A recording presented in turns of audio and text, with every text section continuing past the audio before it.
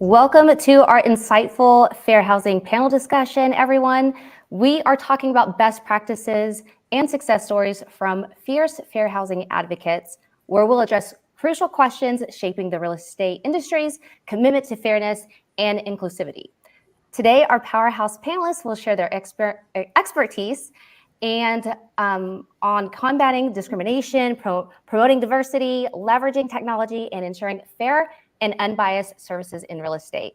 I'm your host, Holly Kitchens with eXp, of course, from Oklahoma City, and I am so excited to dive into the strategies, experiences, and outcomes of passionate fair housing advocates that are driving change and promoting equity and fair housing. Sorry, guys, I gotta get the marbles out of my mouth. So let's get into it. If you guys can all do a quick introduction of your name, your title, and the market that you serve. Let's start with you, Paul. Hello, everybody. My name is Paul Tolentino. I've been in the real estate industry for about 4 years. I'm currently in San Diego, but I do service San Diego County, Riverside County, and LA County. Good evening, morning, wherever you are. My name's Anita Legacy Blue. I'm currently the 2024 National President for the LGBTQ Plus Real Estate Alliance, and I service the Houston market. Hello, everyone, and my name is Yes Belver. I do serve the Florida market, especially in the Southwest and also the East Coast as well. I am the NAREP Cape Coral Fort Myers 2024 incoming president. I am also a successful coaching certified and John Maxwell certified. I'm excited to be here. Hello, everyone. James Wong, founding eXp commercial president, but also ARIA's national president for 2020. Really excited with a very important topic with fair housing and everyone that are community leaders all together to speak, discuss, and share with all of you more about what you can do to plug in. Thank you. Awesome. My name is Reggie Moore. I'm actually the national director of eXp Military Network of Resources, and I service the Hampton Roads area, Virginia. And I'm also part of eXp Commercial as a commercial advisor. Awesome. Thank you all for being here. As everyone knows, April is Fair Housing Month. Fair housing laws prohibit discrimination against any person based on race, color, religion, sex, national origin, age, disability, or familial status. So let's start with our first question. And Paul, if you want to take it from here, and then if you guys can obviously pitch in and add and contribute to the conversation. So Paul, how can real estate agents actively combat housing discrimination and promote inclusive practices in the industry? So for me, as a real estate agent, we have a crucial role in combating housing discrimination by actively challenging all of the bias around the world, right? We always want to educate not just ourselves, but everybody, including our clients, throughout the whole process. Buying a property, it's not just their first transaction. It's literally building their generational wealth. So we want to make sure that they're knowledgeable. And this means not just knowing the laws, but actively promoting diversity and inclusion in every aspect of our work. So for instance, for me, if I have a client that doesn't speak the native language, like I want to make sure that I bring somebody that can speak that language. So in all forms, they are knowledgeable when it comes to the process. I'd love to add on that. Being part of ARIA, we always say Asians are not just a monolith, but we have 40 different ethnicities, 50 plus different languages, and language access was very important for ARIA because everyone does have a different background, culture, language, and then it is important to understand really the most complicated forms, right? The American dream, having home ownership. You do need to understand what you're signing, what you're doing. So we do want, obviously language access for all, and we fought very hard with many different trade groups, multicultural groups to really get that out because this is the most valuable thing, creating generational wealth. And you do need to know what you're signing, what you're doing, and to get the best deal possible. Yeah, I would love to add also too, as a team leader of 17 agents, I make sure that I include trainings to combat discrimination because this is so important. It's still happening. It's sad. So we, as a team leader, we want to make sure that we implementing trainings to avoid any discrimination. 100%. And Yisbel, I know you're very heavily involved in NAREP, so there are all these different resources. I just want to open up for everyone. What kind of resources do you guys see out there that agents can be leveraging? Because you did make a great point, Paul, was making sure, you are doing the best that you can for your clients, and whether that be, if they maybe English isn't their first language and things like that. So making sure that everyone is communicated with. What kind of resources are you guys seeing out there that are available to agents to use and leverage in their business? I would always highlight all of my mortgage officers. A lot of them are bilinguals, and most of them are trilinguals as well. So I highlight them all the time to make sure that like my clients are getting the proper guidance. I attend multiple diversity community panel groups and networking events, not just for the Asian community, but also for the gay and lesbian community, the LGBTQIA, the Latino community. It's all different communities that we can use. And a lot of mortgage officers, they do have like meetups to really discuss what a first-time home buyer is, what a VA buyer is. So in this case, they're well informed throughout the process. 100%. And you guys who are with EXP, or hopefully you're soon to be with EXP, you guys make sure you check out One EXP, because that is all the groups that you can have access to, just what Paul had shared with. So just a little shameless plug there for One EXP. So the next question I want to ask and talk with you guys is, in what ways can real estate agents contribute to creating more diverse and inclusive neighborhoods while upholding fair housing laws? And James, if you want to take the lead on this question, and then from there it'll be open panel discussion. Yeah, and this is where I was very fortunate growing up in different communities. I always say breaking bread, understanding culture is really opening up, if you can, your house, your neighborhood to everyone that would like to see and understand it. So everyone feels very open and accessible. I mean, I think that's really important, to feel like a family and to let people in to your homes. And I would say, as I grew up, I was invited to so many different groups of friends. And I just said, wow, this is the best. I always called the different people about, what are you having for dinner, lunch? And I'm like, sorry, Mom, I'm not going to come over for Chinese food. I'm going to go for, Mexican food, Hispanic, soul, just different groups of food and culture, and just really where you hear and get to know people is at the dinner table. But if it starts with just at the local restaurants within the community and anything you can find, I just feel it's such a blessing to go and be invited and make it accessible, right? And welcoming and warm, so people feel this is good to understand your neighborhood and community. So, I mean, that's what I love. And I was just very grateful to grow in a very open and just a very diverse group of friends. So 100%. I love it. I love it. Same here. I grew up in a very open culture. We do have a lot of different cultures where I grew up, and that is wonderful because there's power in diversity. What she has, I don't have, and so when we come together as one, is wonderful. Like One ESP, right? Like we are here. This is amazing. And also, I will say too, when we do some niche in the marketing, make sure you include materials on and some type of diversity on your marketing when you are sending out things to neighborhood and things like that. I believe that's wonderful, and to promote the fair housing education as well by some pamphlets, some education pamphlet, and all that kind of things.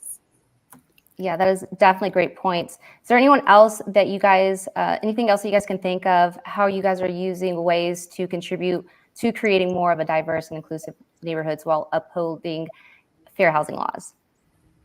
Well, I'll go quickly. Apologize if I had any delay. Can y'all hear me clearly? Yes, you are good. I love what James said. It's just community engagement. Being a part of that, going out to events, even arranging an event for your community to bring people together. So I think that's a huge part. There's no other way you're going to learn how to interact with people that are not like you than to be around them or immerse yourself in that. So as realtors, we have that responsibility to know, to grow, and to. Thank you. Absolutely. Perfect. We'll go on to our next question. Yisbel, I would like for you to take the lead on this one. So It's kind of like a hot topic too, because it's on technology. And as we know, it can vary from AI to social media. I mean, emails, really technology is like limitless. And it's also something we have to be aware of. So the question for the panel is, how can technology be leveraged to enhance transparency and accountability in real estate transactions to prevent discriminatory practices? Yeah, I think that's a great question. And like you say, it's definitely a hot topic. And I think we can find some more resources on fair housing practice through organizations like the National Association of Realtors. And remembering to promote the fair housing isn't just a legal obligation, but it's more like a moral imperative, creating like a community together and send out the right message, and making sure, like I mentioned before, about specific materials that we're going to implement. And be careful what you say, be careful what you put on your materials, because sometimes what is okay for you, it might be an offense for another culture. Let's just be universal, and trying to be open for every culture and for every aspect of our technology, I would say. That is awesome. 100%. It is something that, you definitely have to choose your words wisely, because you might have grown up one way and then, of course, not knowing through cultures that you are definitely offending somebody and you're definitely in the wrong. So that is great. Does anyone else want to add regarding using technology and leveraging it to enhance transparency and accountability? Yeah, I want to add on to Isabel. That was really amazing.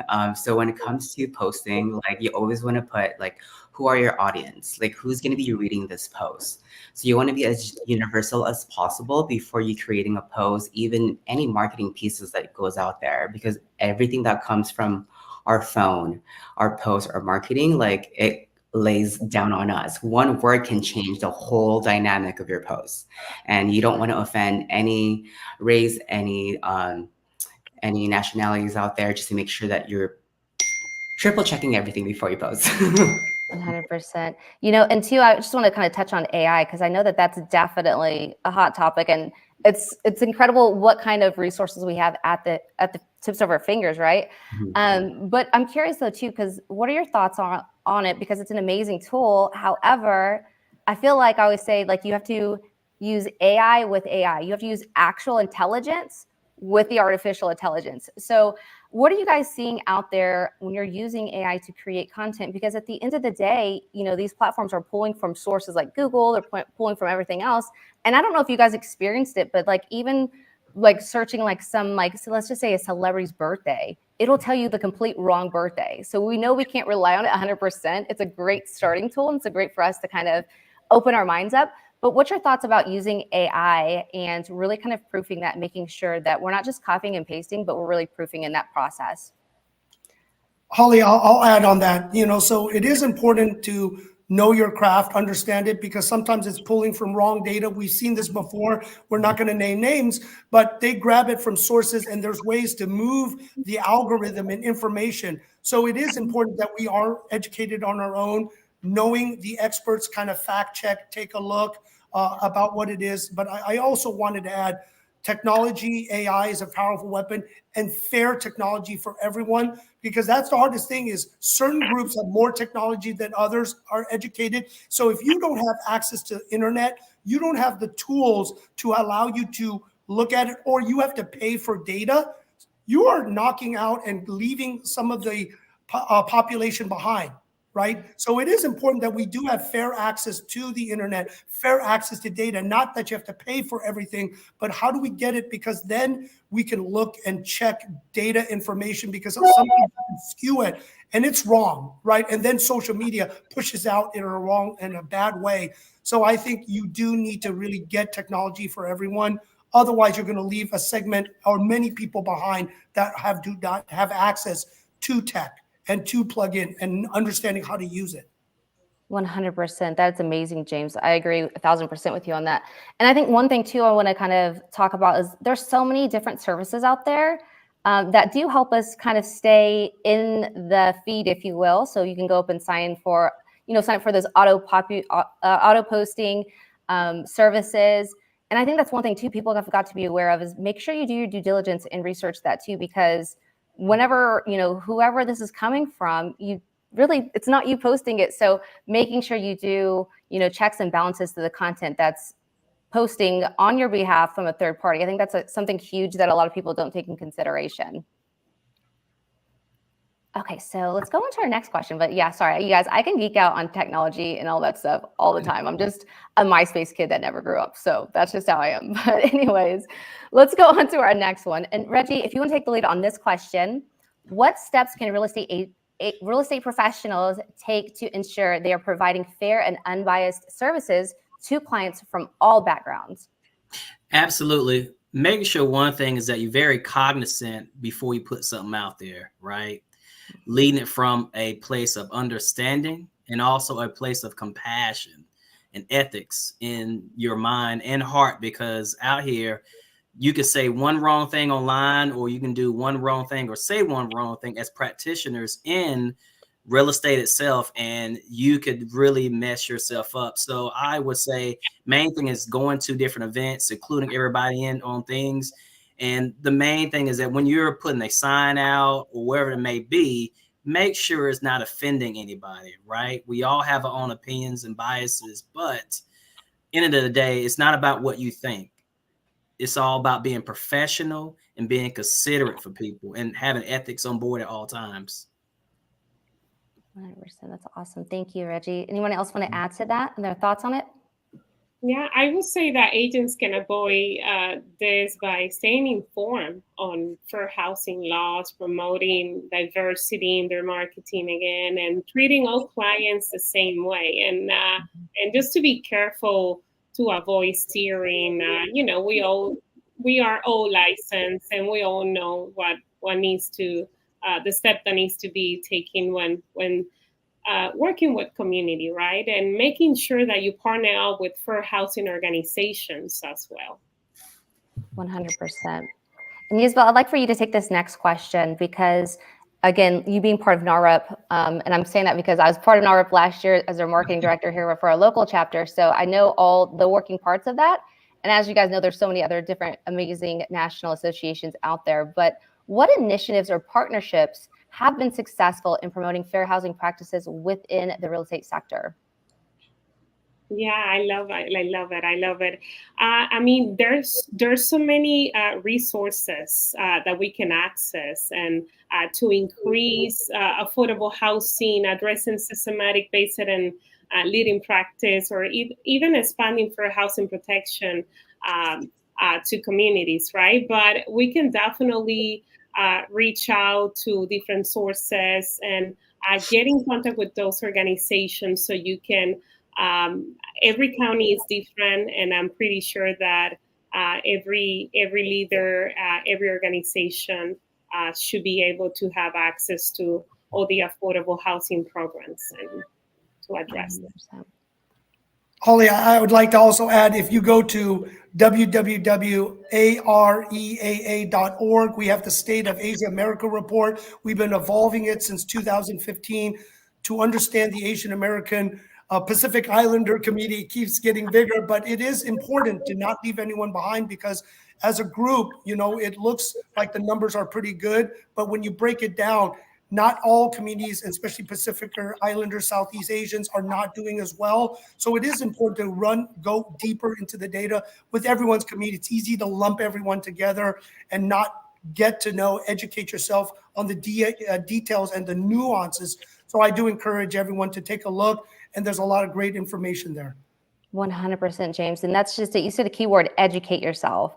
I guess that's keywords, unless we do hashtag educate yourself, then it's one. But definitely, I think that's a part of it. We get so busy trying to, convert leads or close deals that we forget that, wait a minute, we've got to work on our business. We got to, instead of working in the business sometimes, and working on the business requires educating yourself. And it is part of going to those different groups. And I think it was interesting because, like I said, last year as part of NAREP, and I would go out, of course, boots on the ground, and talk to these agents, real estate agents around the area, and other real estate professionals in the industry, mortgage lenders, so on and so forth. And it was kind of mind-boggling to me, because a lot of the responses when I'm like, hey, come involved, membership is just at $49. Here's the benefits. And so many people would be like, well, I'm not Hispanic, or I'm not Latina, or I'm not insert whatever they want to say. And I'm just like, well, no, but that's why these groups exist, because it's not just for, these specific groups. It's really to help educate and help create those connections to further that. So are there any other partnerships or any other groups that you guys want to share regarding that can help position real estate agents to promote fair housing practices?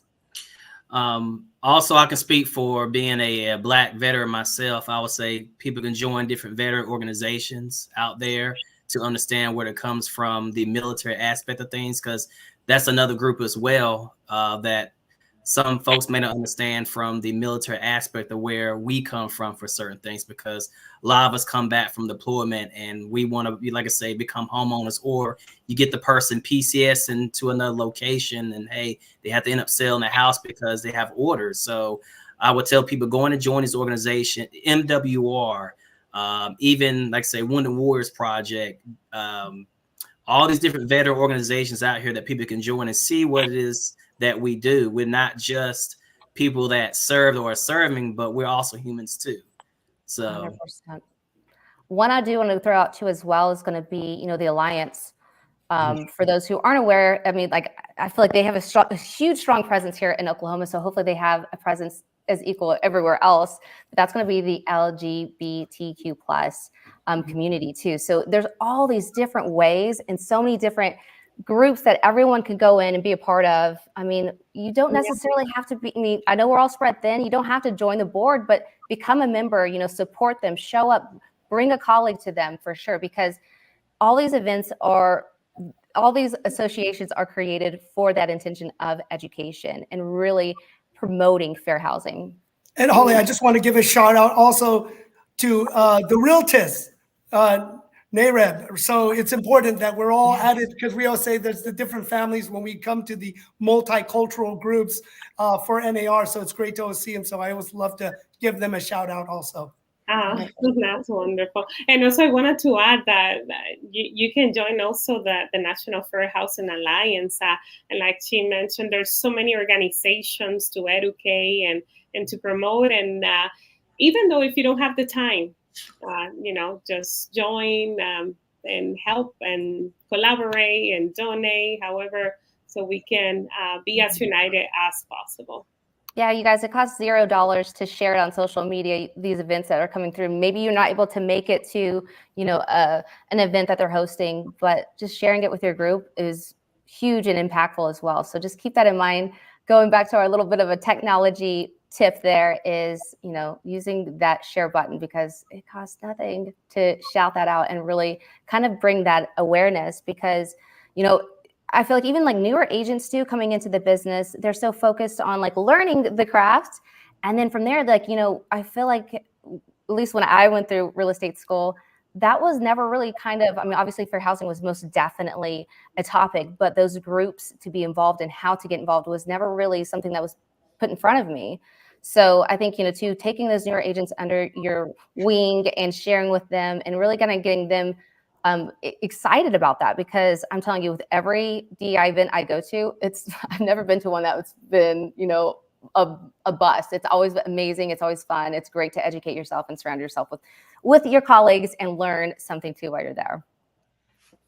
Perfect. So absolutely. Okay, Paul. So let's go to our next question. The next question we have and this is going to be a good one. And do you want to spend a little bit of time on these next couple of questions, because I feel like they are very powerful closing questions, if you will.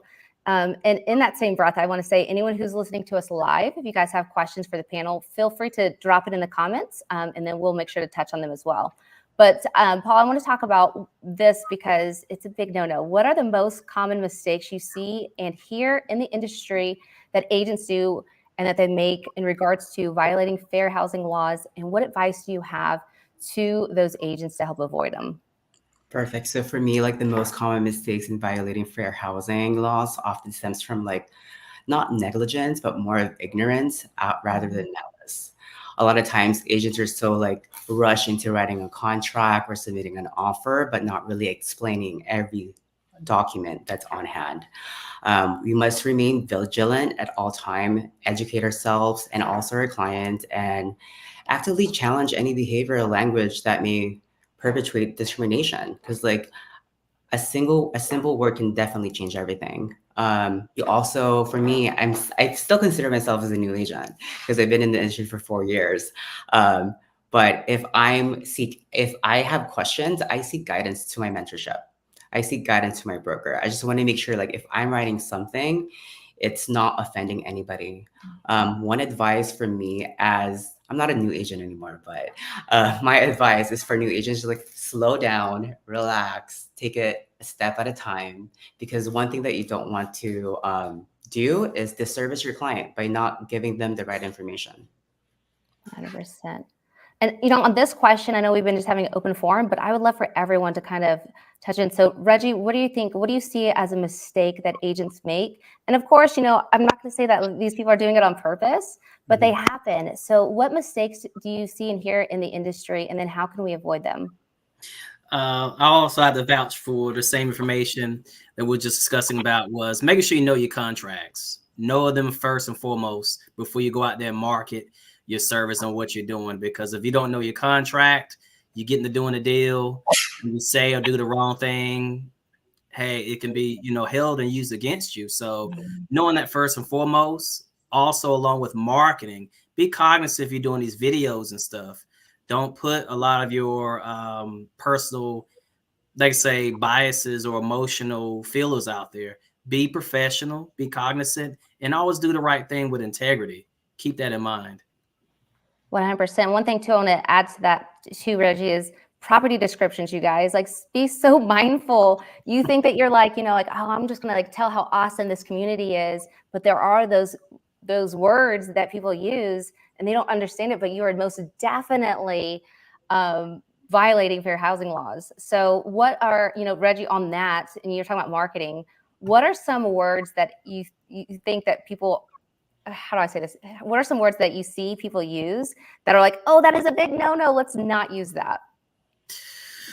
Ooh, some of the big things, regards of like, let's say race or a certain gender, just excluding a whole bunch of people out of something, or only for this community here. I'm like, oh, big no-no, big no. So just got to watch that stuff, and training, continue learning this stuff, knowing the policies, the laws that are ever changing in our country today. So that's huge.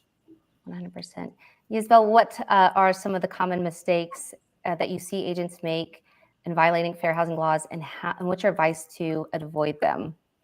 Yeah, I will say that there's sometimes there's a lot of lack of common sense.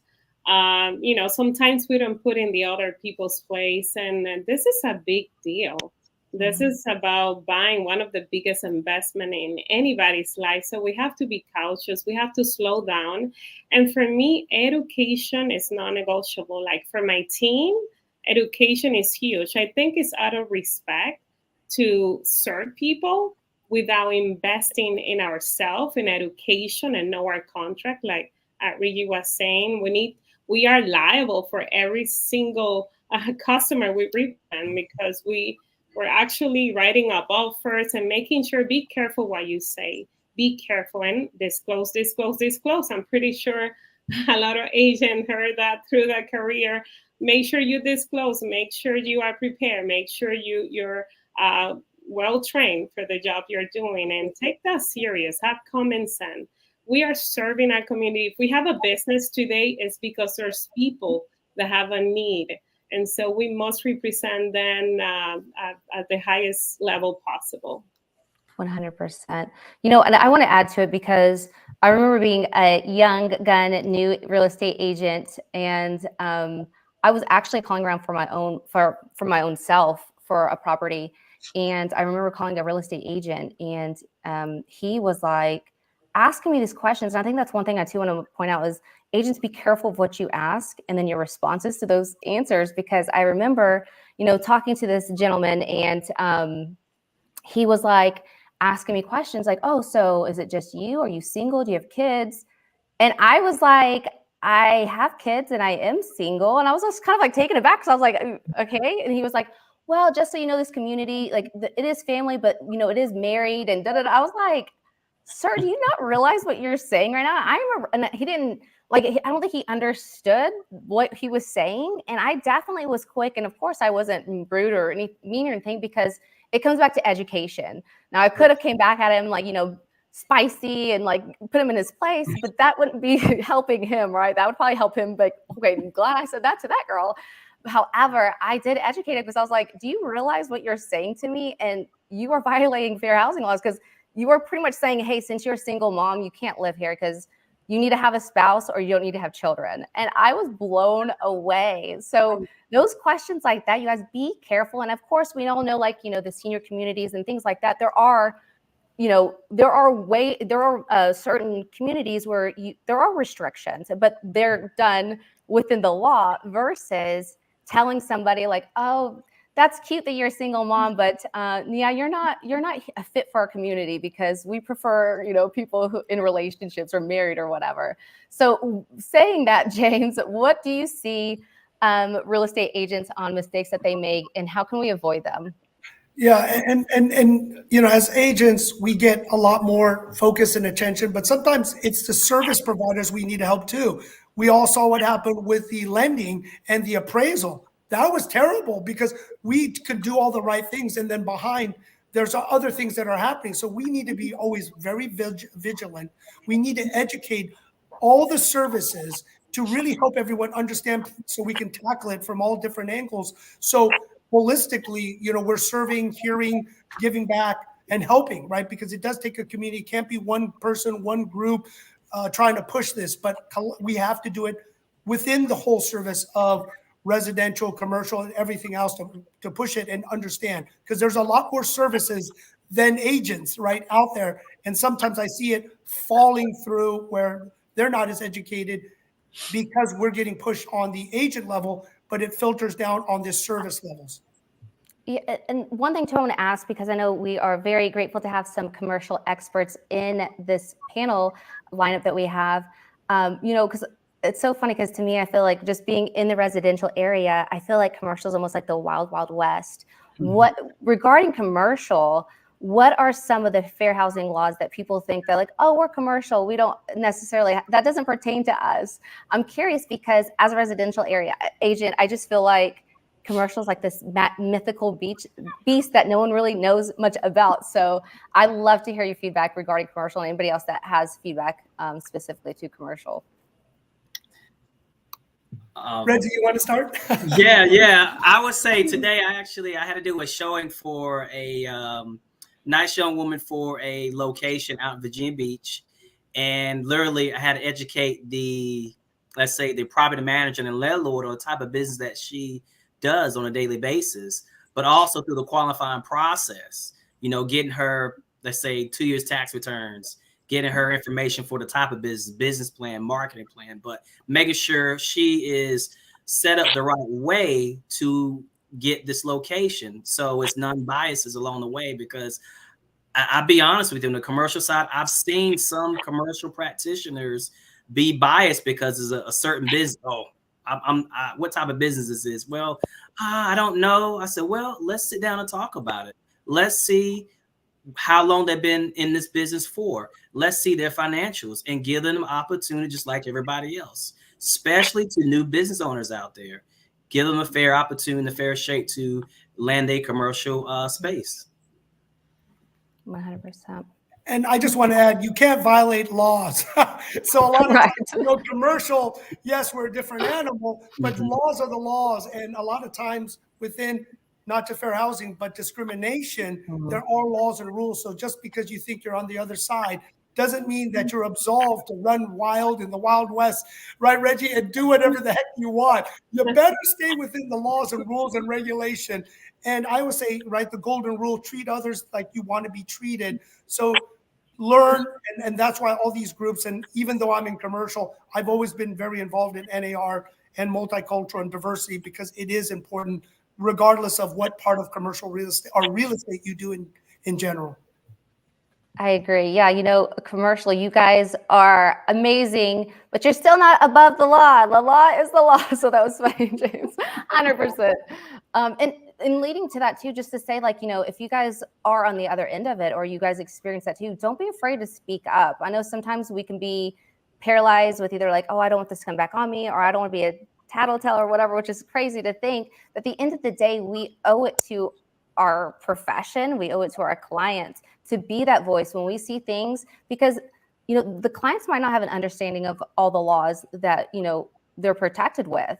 And they might think, oh, it's okay for somebody to tell me because I'm a single mom, I can't live here. But we definitely know that that's not the case. So I just want to encourage everyone, if you guys are out there experiencing something, stand up and say something and address it, because, if you don't, unfortunately, that probably won't be the last instance that person would go through or experience. So anyways, the next and final question that I have for you guys, and I really want to spend some time on this one as well, because it is talking about, looking into the future, right? So looking ahead, what changes or policies would you like to see implemented to further advance fair housing principles in the real estate industry? And James, I'll get with you first.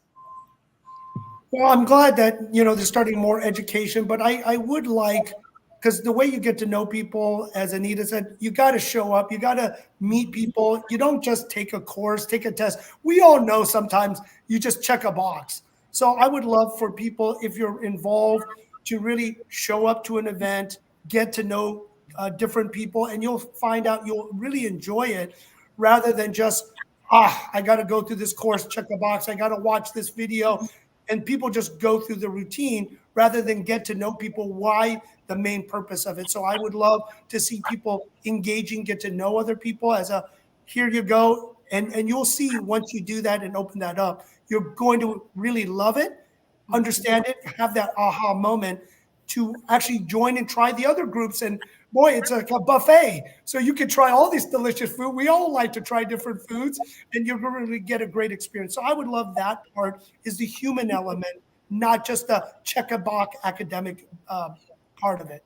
100%. Of course, we all required to do CE, but go above that CE. I love that challenge, James. Like, everyone challenge yourself to, outside of just your required continuing education, get more involved, make it a point. Maybe if it's just once a month, find an event that you can go to and really collaborate, engage. And I can guarantee you're going to have a great time. I can guarantee that now. So you guys can message me if you have an awful time. I'm going to get 0 messages. So Yisbel, I'd like to hear your thoughts too. What kind of policies would you like to see implemented or changes when it comes to furthering the advance of fair housing principles? Yeah, I think this is a very important question, because there's an affordability issue in many areas. And I believe that for future policy, we should increase access to affordable housing and addressing some type of system, and also kind of like verify and systemize the lending practice as well. Because I noticed some lender, I don't know, I just heard some comments about the loan process of doing in a specific kind of program when someone has a down payment assistance. I think we should probably increase more the systematic kind of thing and base it on the lending practice, and also to educate to those people that might don't know that there's affordable housing available. Some of them, they don't even know. So that's definitely what I will focus on. Absolutely. That's great advice. Reggie, what kind of changes would you like to see your policies implemented? I would say uniformity, making sure it's clear across the board, that everybody has the training. And then also I can vouch, just like James said, that people immerse themselves of understanding different types of groups out here, going to different networking events, going to meetup groups, really sitting down and understanding what people are about. I mean, I would say take the middle path, just be open, willing to learn, and making sure these lenders and or these service providers are doing the same thing. 100%. Paul, do you want to take this one, close it out for us, the last question we have here? What's the last question? The last one that you just had? Yes. So, sorry. Yes. The last question regarding to what kind of changes would you like to see or policies implemented to further advance fair housing principles? I really feel like every agent should be accountable for every meeting that they have. Because a lot of times people are just like rushing into sending a contract or writing an offer, right? But right now we have to put a step back and see it from our buyers' perspective, eyes, and see what we can do to help them out. When it comes to the lending side as well, like we want to make sure that they're also knowledgeable for every requirement or guidelines that's been changing. I feel like there's guidelines and changes almost every month now. And July, we're having our settlement. Like right now, like our focus should be like what can we serve and what we can give and what more value we can give to our clients than just a commission. For me, you always want to find out why you want to do it, not because you want to get paid. It's all about why you're doing it for this person. I love that. That is a great statement. And I know we still have a little bit of time left, so those who are tuning in live, there are some opportunities for you guys to hop in and have a comment, or maybe we said something and you're like, you know what, I can relate, and you want to share it with us. We would love to. So it looks like we actually have one. So a comment from YouTube. There are agents who make assumptions about customers. They assume they need, they assume they need financing or can afford certain neighborhoods. Leave your personal biases behind when working with others. And that's 100%, because how many times do people judge a book by its cover? How many times do the worst? We all know what happens when you assume, right? I'm not going to finish that sentence because we're here live on YouTube, but we all know what happens when you assume. And I will say this just as a quick story. Like, I remember, again, fresh-faced real estate agent. I feel like I was like bright-eyed, bushy-tails, super excited. And I remember that there was a walk-in, like, people walking in. Back in the day when people actually walk into offices. And there was this one gentleman that came in, and you guys, it blew me away. Like 3 agents was like, I'm not going to waste my time with him. I'm not going to waste my time with him. I am like, I would love to talk to him. I sat down, and based upon his physical appearance, these people assumed he couldn't afford something or assumed whatever. And I'm like, I don't know this guy, but I can't wait to get to know him. At the end of the day, he had bought his daughter with cash home and everything. It was one of the best clients I've ever worked with. And I feel like some of those agents in the office, they missed out because they were assuming, based upon his physical appearance, that he didn't have money or whatever. But it just blows me away how people can do that. And I'm sure, like, there's, you guys, not you guys specifically, but out there in the world, you guys have caught that. But you've got to check yourself, because that's the worst thing you can do is assume. So on that, do you guys have anything you want to add to? Yeah, Holly, I actually want to share something pretty quick with you. And I always say that we need to do this business with passion, treating everyone the same. There's something about that I love about this business, and it's serving. I just love serving people, and I always tell my agents, serve everyone. It doesn't matter. It's an obligation for me to serve, because if you're licensed, you're here to serve. And so when I was teaching, I was having an open house lab, and elderly come in, and he was a little bit dirty and all that. I don't know. I just have so much passion with elderly people. And I go, oh, welcome. We have some fresh waters on. And so it happened to be this person to be a millionaire. I serve him, and from there, he does all his deal with me. He bought multiple homes, multi-unit, 10, 15. So do not judge people. Just do it with your heart, do it with passion. And for me, for housing, it's just not a legal thing. It's an obligation. Correct. Yeah, we have an obligation. We are here to help people get keys to doors. And it's, who are we to sit there and judge people, or who are we to sit there and assume and say, oh, I'm not going to talk to that person because they look a certain way, they talk a certain way, they walk a certain way, whatever it is. It blows me away, like, how people can kind of get in their own head on that, and they almost think that they're better than somebody. And I think, really heavily lean into empathy. It's definitely a requirement, I feel like, in the real estate industry when it comes to helping and serving our clients. Does anyone else want to chime in on that? I'll just add something on the commercial. This is the funniest thing. Usually when we were representing a client, drove up in a Mercedes, drove up in a BMW, the person buying the building drove up in a pickup truck, but the brokers were showing them this $7-8 million building, but he just drove it in his overalls in a pickup truck, right, Reggie? In commercial real estate, you definitely don't want to judge or miss out an opportunity just because you stereotyped them. We always say the richest person that buys a building drives the worst cars, but us agents, right, we buy kind of a showy car. So I just had to throw that in. 100%. One comment we have on YouTube here is, here's something, say something. We are in the people business, so relationships matter, which that is a beautiful comment. And definitely a great way to kind of end that conversation, because you guys check yourself before you wreck yourself. That's all I can say. So with that being said, I just want to thank you guys so much. And I want to kind of put a bow on this, if you will. So let's talk last words. I'm going to go around, and Paul, we'll start with you. We'll go around everywhere else in the room. How can everyone tuning in find you? Because as we all know, you guys are on this panel for a reason. Of course, people listening in, they see why you guys are here. So how can people find you? And then, social media, so on and so forth. And then also, I'd like to hear one last piece of advice or words of advice, closing words that you'd like to share that we didn't cover today. Perfect. So for me, you can find me on all of my social media platforms, Facebook, Instagram, and LinkedIn. Just my full name, Paul Tolentino. I'm the only Paul Tolentino right now in the world. My final word of advice to everybody, to all agents, is always prioritize empathy, education, and your advocacy in your real estate practice to create inclusive and equitable housing opportunities for all. Because you never want to assume. Real estate transaction is not just a transaction. You want to give them the experience of a lifetime. I love that. Reggie? Oh, yes, of course. I'm on all social media platforms. You can find me, Reggie Moore, Golden Lakes Real Estate Group, powered by EXP Commercial.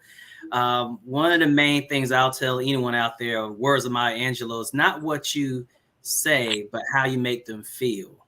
Mm-hmm. That's the basis of it right there. I literally just got goosebumps the way you said it. I was like, that was so smooth. 100%. That's great. Great quote there. Isabel? Yeah, so you can find me as Yesbel Vera, just exactly as it's writing down here, in all platforms, Facebook, Instagram, LinkedIn. You find me first and last name, and also my team, Kingdom Group, as well. And I will say, have common sense. And I believe that we are not here to sell, we are here to serve. And fair housing is not just a legal obligation, it's a fundamental right, and discrimination has no place in housing at all. And yes. Beautifully said. James? Thank you. This was fantastic. I learned much as I was sharing, so I always love to learn on these panels. So you could follow me on LinkedIn is the best way. And one thing is, I always say, follow the golden rule, treat other people the way you want to be treated. And that's the thing that I live my life through, servitude and gratitude towards everything. So I'd love for anyone to reach out, especially on the commercial end, because there's a lot of development and everything else we want to do to help housing and educate more people. So residential, we got one part. Commercial, we got some work to do, right, Reggie? Oh, yeah. Indeed. That is amazing. Yeah, whenever I was looking at the panel lineup, I'm like, oh, we have two commercial people here. That's so exciting. So it's great to hear, because a lot of us residential, we're in the trenches. Like I said, I feel like you guys are some mythical beast out there. Oh my gosh. So anyways, yeah, it's so cool to kind of hear from that world, and, just to see you guys are people too, just like us. Anyways, you guys, as we wrap up our engaging fair housing panel discussion, we extend our gratitude to our amazing panelists. So guys, thank you guys so much, like golf clap, for your amazing insights and valuable insights at that too as well. So to continue the conversation, everyone listening in, you guys make sure you connect with them. Everyone just told you where to find them, how to find them, and connect with them through the social. Remember, real change starts with awareness and action. Thank you for joining us today. Let's strive together for a more just and inclusive real estate industry.